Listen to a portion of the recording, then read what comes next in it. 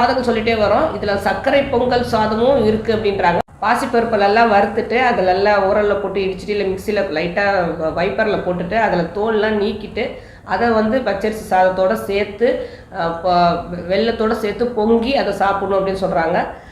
கண்டிப்பாக வெள்ளை சாதத்தோட பொங்கல் செய்யும் போது அதாவது சர்க்கரை பொங்கல் செய்யும் போது அதில் சிறிதளவுனாலும் பாசிப்பருப்பு சேர்த்து செய்யும் போது நம்ம உடம்புல உள்ள பழைய மலம் கழியறதுக்கு நிறைய சான்சஸ் இருக்குது.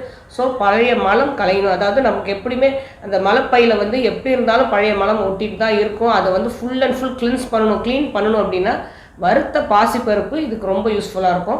அதனால் நானாவித சாதம் அப்படின்னு நம்ம முன்னோர்கள் சொன்னதை தேடி கண்டுபிடிச்சி விதவிதமான சாதங்களை நம்ம குழந்தைகளுக்கு நம்ம வீட்டில் உள்ள நமக்கு எல்லாருக்குமே செஞ்சு கொடுத்தோம் அப்படின்னா நம்ம உணவு தாங்க சிறந்த உணவு.